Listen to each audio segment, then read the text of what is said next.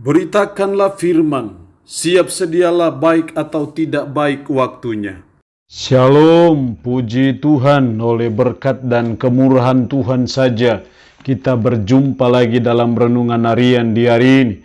Saya percaya mendengar firman itu suatu yang sangat penting, karena iman itu timbul dari pendengaran dan pendengaran akan firman Kristus. Mengawalinya, mari kita berdoa. Kami bersyukur dan memuji nama-Mu ya Allah di hari ini. Engkau berikan kami waktu dan kesempatan kembali untuk kami akan mendengarkan sebagian dari firman-Mu. Roh-Mu yang kudus, tolonglah kami.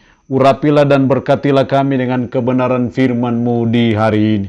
Dalam nama Tuhan kami Yesus Kristus kami berdoa. Amin. Nats firman Allah yang menjadi renungan kita bersama di hari ini saya ambil dari Mazmur 99 ayat 1 sampai dengan ayatnya yang ke-9.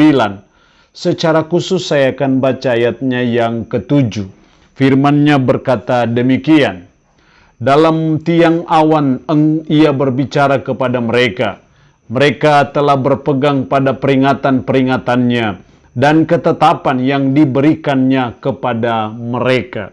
Demikian kebenaran firman-Nya hari ini yang mengajar dan menasihati kita berpegang pada peringatan Tuhan. Sebagai umat, sebagai orang percaya, kita terus belajar untuk kita berpegang pada peringatan-peringatan Tuhan. Apa yang Tuhan peringatkan bagi saudara dan saya melalui firman-Nya, kita belajar untuk berpegang pada peringatan itu. Berpegang pada peringatan itu berarti bahwa hendaknya peringatan-peringatan Tuhan kita pegang teguh dan kita belajar menjalani hidup ini sesuai dengan apa yang menjadi peringatan-peringatan Tuhan bagi kita. Hal ini jelas sekali dalam ayat 7 tadi, dalam tiang awan Ia berbicara kepada mereka. Mereka telah berpegang pada peringatan-peringatannya dan ketetapan yang diberikannya kepada mereka. Seperti umat Israel pada waktu itu yang sudah mulai berpegang kepada peringatan dan juga ketetapan Tuhan. Demikian juga hendaknya kita sebagai umat, sebagai orang beriman, untuk terus berpegang pada peringatan Tuhan. Lalu pertanyaannya adalah, kenapa kita harus berpegang pada peringatan Tuhan? Apa yang melandasi akan hal itu? Apa yang menjadi dasar ataupun alasan sehingga kita harus berpegang pada peringatan Tuhan? Saya jumpai di sini setidaknya ada dua alasan kenapa kita harus berpegang pada peringatan Tuhan. Dalam ayat 1 sampai dengan ayatnya yang keempat, ayat 1, Tuhan itu Raja, maka bangsa-bangsa gemetar, Ia duduk di atas kerup-kerup, maka bumi goyang. Tuhan itu maha besar di Sion dan Ia tinggi mengatasi segala bangsa. Diperjelas dalam ayatnya yang keempat, Raja yang kuat yang mencintai hukum, Engkaulah yang menegakkan kebenaran, hukum dan keadilan di antara keturunan Yakub, Engkaulah yang melakukannya. Ayat ini penulis sedang berbicara bahwa Tuhan itu Raja yang kuat dan mencintai hukum. Tuhan juga yang menegakkan keadilan, hukum dan keadilan di antara keturunan Yakub. Dari sini kita melihat alasan pertama kenapa kita harus berpegang pada peringatan Tuhan, karena Tuhan Raja adalah Raja kita mencintai hukum.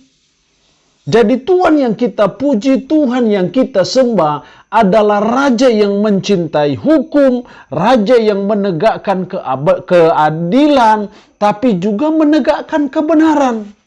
Atas dasar itulah sebagai umat, sebagai orang yang beriman kepadanya, kita belajar untuk berpegang pada peringatan-peringatan Tuhan bagi kita. Raja yang kuat yang mencintai hukum, Engkaulah yang menegakkan kebenaran, hukum dan keadilan di antara keturunan Yakub. Itulah Tuhan kita yang adalah Raja yang mencintai hukum. Karena itu mari kita terus belajar.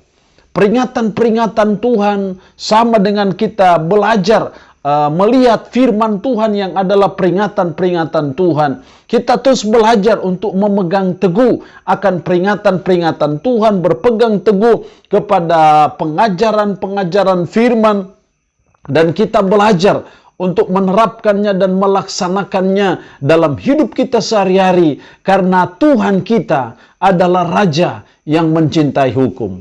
Yang kedua, alasan kedua kenapa kita harus berpegang pada peringatan Tuhan ayat 8 dan 9. Tuhan Allah kami, Engkau telah menjawab mereka. Engkau Allah yang mengampuni bagi mereka, tetapi yang membalas perbuatan-perbuatan mereka. Tinggikanlah Tuhan Allah kita dan sujudlah menyembah di hadapan gunungnya yang kudus. Sebab kuduslah Tuhan Allah kita. Sebab kuduslah Tuhan Allah kita. Alasan kedua kenapa kita harus berpegang pada peringatan Tuhan. Alasan yang kedua karena Tuhan kita adalah kudus. Karena Tuhan kita adalah kudus, karena itu Dia membalas perbuatan-perbuatan yang jahat, tapi mengampuni mereka yang mau bertobat dari jalannya, dari cara hidup yang tidak berkenan kepada Tuhan. Jadi kenapa kita harus berpegang pada peringatan Tuhan? Karena Tuhan kita adalah kudus. Karena Tuhan kita adalah kudus, hendaknya kita juga belajar untuk menjalani hidup yang kudus di mata Tuhan dengan cara berpegang pada peringatannya, dengan cara melakukan apa yang diperingatkan Tuhan bagi saudara dan saya.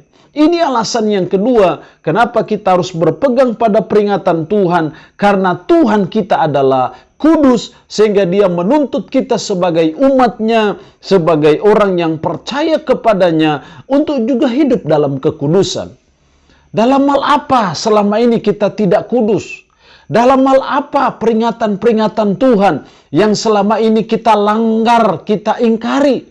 Kita belajar menyadari akan hal itu dan mulai belajar untuk mulai meninggalkan cara-cara hidup seperti itu dan mulai belajar menjalani hidup yang berpegang pada peringatan Tuhan, hidup yang melaksanakan peringatan-peringatan Tuhan dalam hidup kita karena Tuhan kita adalah kudus. Allah yang punya firman ini memberkati kita dengan firman-Nya di hari ini. Amin. Mari kita berdoa. Puji syukur untuk kebenaran firman-Mu hari ini yang mengajar kami berpegang pada peringatan Tuhan. Ya Tuhan, tolong supaya kami berpegang pada peringatan-peringatan Tuhan. Karena Tuhan kami adalah Raja yang mencintai hukum. Karena Tuhan kami adalah Allah yang kudus. Tolonglah kami, Roh-Mu yang kudus tanamkan dan meteraikan firman dalam hati dan pikiran kami. Dan sanggupkan kami untuk bisa memperlakukan firman ini dalam hidup kami sehari-hari. Hamba mohon berkat bagi umat-Mu yang mendengarkan renungan harian di hari ini. Yang sakit, hamba berdoa dalam nama Yesus. Tuhan lawat, Tuhan jamah. Tuhan beri kesembuhan dari sakit penyakit yang diderita. Terpuji-pujilah nama-Mu ya Allah. Dalam nama Tuhan Yesus Kristus kami berdoa. Amin. Shalom. Tuhan Yesus memberkati kita semua.